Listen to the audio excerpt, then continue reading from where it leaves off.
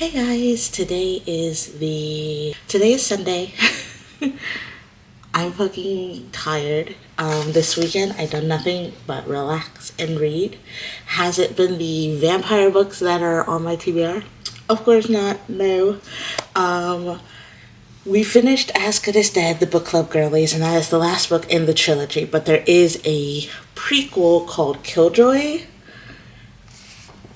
It's only 116 pages. It's by Holly Jackson. It takes place before any of the books start, and it was just such a interesting, refreshing way to see the characters.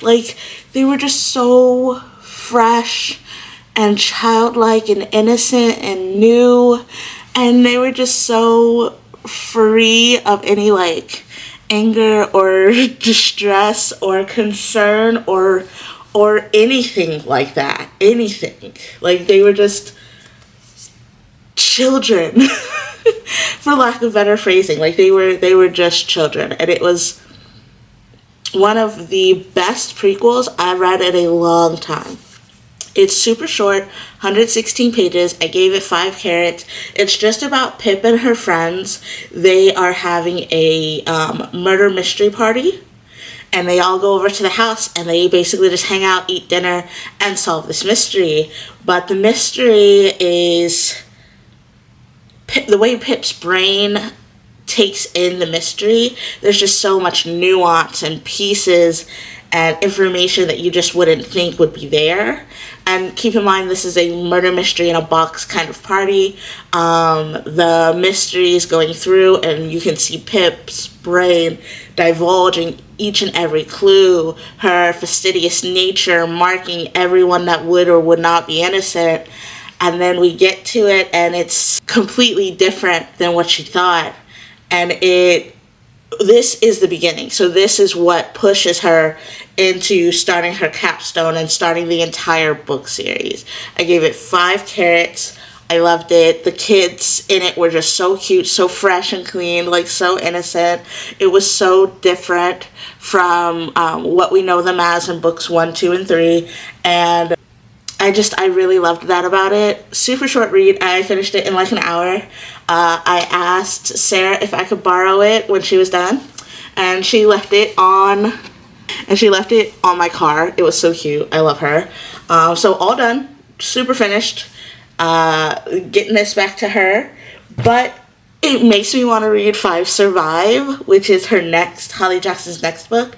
Even though I still have 5, 6-ish more books on my vampire TBR, and I only have 2-ish weeks to complete them. So I'm going to knuckle down and make sure that I am only reading my vampire books, put everything else away, no more distractions, because I don't want to let you guys down. I do want to be able to complete this TBR, even though I know for the future, vampire books I don't think is for me anymore. So yeah, I am going to go ahead and hop back into Pretty Dead and get that finished, hopefully, so we can get the ball rolling, because we still have 4 more books. This is the Ink Bunny. I'm Gabby. Hop out. Okay, so today is Tuesday the 14th. I have completed Pretty Dead by Francesca Leah Block. I'm going to give this 3. I'm going to give this 3.5 carrots. The writing was beautiful. It was incredibly feminine. It was incredibly descriptive. There was just a unique feminine energy to the writing. I really liked it. It's very flowy and flowery, as if someone was describing their life through highly edited journal pages. Beautiful writing. However, the story is about a vampire named Charlotte who has come to despise being a vampire. Her Tatsujin, her master, has done some things that she disapproves of, and she's separated herself from him. And this is kind of her story of her being free and discovering what she does and doesn't like as a vampire, things of that nature. She has a friend named Emily. She's a student at the school that she goes to. The story really takes off when Emily passes away, and she begins to spend time with Emily's boyfriend, Jared. And she starts spending time with Jared. the Master William shows up again, and she realizes that William is not only the scum of the earth, he tricked her into becoming a vampire. It wasn't something that she truly wanted, but also that he is responsible for a lot of the historical problems that the world has had. So this story follows her through the ages. You have like journal entries for times of past. She was there for Hiroshima. She was there for the Twin Towers, things of that nature. While I don't consider that to be a spoiler, what comes next kind of is. And it interests me because even if she didn't believe that he was actually capable of committing these horrific events in history, and she separates herself just in case, she still wears Chanel. Like, she's talking about how horrible everything is, and how nothing is the way that she wants it, and how they're immortal, so they have the power to change things. But she was there for World War II. She was there for the Nazis. She was there for Hiroshima. She was there enough to learn Japanese and learn what Tetsujin means and learn why she can or can't use it. But she still wears Chanel. Happily. She happily still wears Chanel. Like, it's hard to be like, oh, I understand her position when she still actively puts herself into a predicament that harms others. Like, actively. And as a Black person, like, as me, I have always wanted to be a vampire. Immortality is a gift. Imagine the things you can change when you don't have to worry about dying. Right? So stories like this where vampires, like, revisit their own mortality or whatever, like, I get it. I understand why they exist. But I don't need them. They're not the vampire story for me. Because you had all this life, you had all this immortality, you had all this time, and you did nothing with it. You did nothing with it. 195 pages of you whining and complaining but making no change.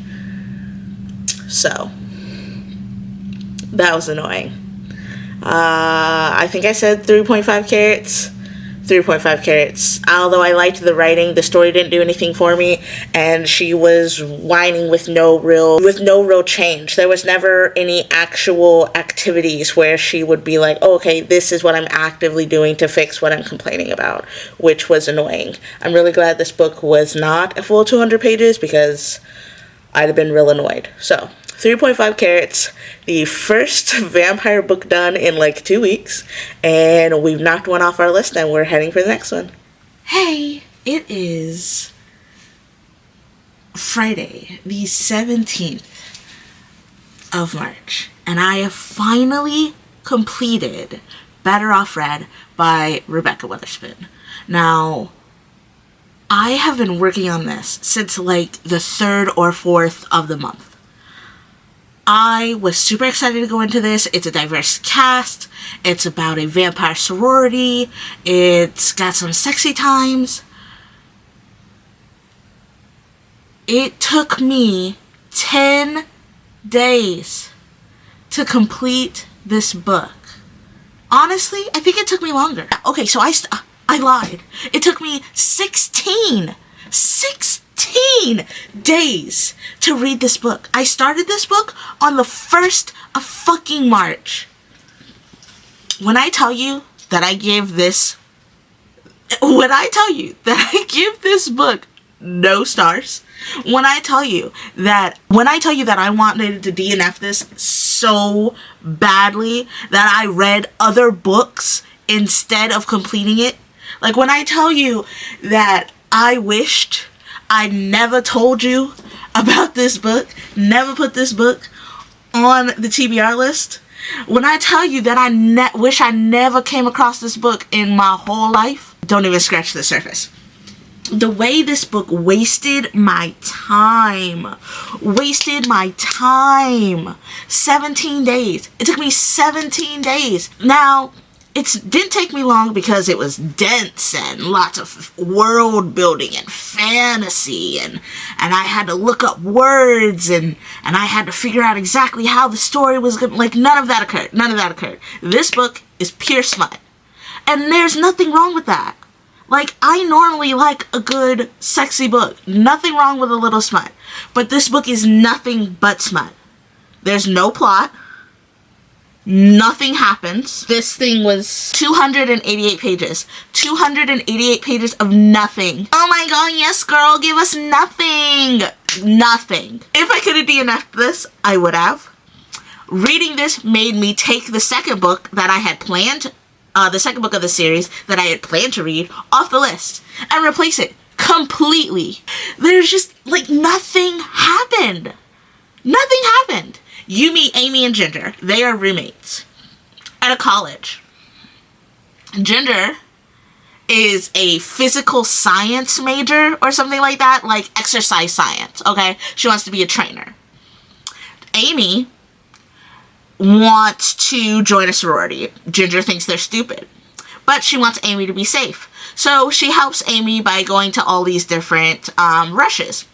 The last rush that they meet is ABO, and that is a sorority full of vampires. They become feeders for sister queens, vampires of the realm, and they have certain rules and guidelines that they have to follow. That sounds like fun. Lots of, like, sapphic sex, sapphic romance, lots of drama and concern, like, ooh, who's gonna become a vampire? Will they make it through graduation? Like, that sounds like fun. That's not at all what I got. This book was 288 pages of absolutely nothing. The most interesting thing that occurred was within the last 20 pages. And was the only time I was actually interested in the story or the characters. I had to rate it for Goodreads, but between you and me, no carrots. No carrots. It took me 17 days to read a 288 page book. Do you know how ridiculous that is? Like, that math is not mathing. This book was catastrophic. And I don't know if Rebecca Weatherspoon has written anything else, but I don't know if I'll read it. I'm so disappointed. And I'm so glad that it's finally over and I can read something else. Horrible. Horrible. I can't even tell you anything about the story. Nothing happened. And the one thing that did happen, that kept me interested, I can't tell you, because it's a fucking spoiler. It's the only thing in 288 pages that's fucking occurred. This is like the worst thing I'd ever read. Ever. Ever. Like, I'm so disappointed. I wasted 17 days on 288 pages of nothing. In other news, though, let's look at my brand new shelves that Boy Wonder put up for me. Are they awesome? So I've got 4 books here because my desk is normally here. See how it's over there right now? So normally it's here. So I had to put them like this so that there was room for my desk to go back under it. So I've got 2 shelves here. And then the goal is that over there, I'm going to put some short shelves right above it. So I want to be able to put like 3 there. And then I want to replace this bookshelf, the big black one, because I basically just want to have shelving that's not on the floor. So I'm going to put some shelves where the black bookcase is standing right now, and that's what those books will transfer to.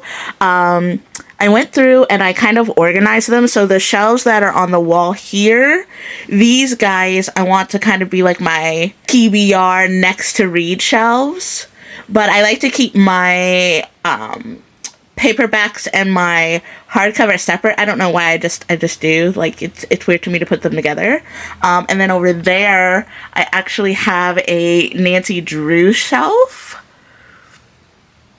And that top shelf there, that's just all Nancy Drew.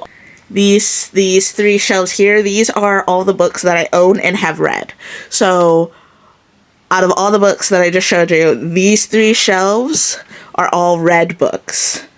Yeah, I need to do more reading. But in my defense, I read a lot of books that I don't own. So I put up some new flowers and some new lights. And yeah, I got my new shelves. So I have my cute little Harry Potter figurine. Love the character, hate the author, hate what it stands for. Can't even buy the game because I don't want to spend any more money with a transphobic piece of shit.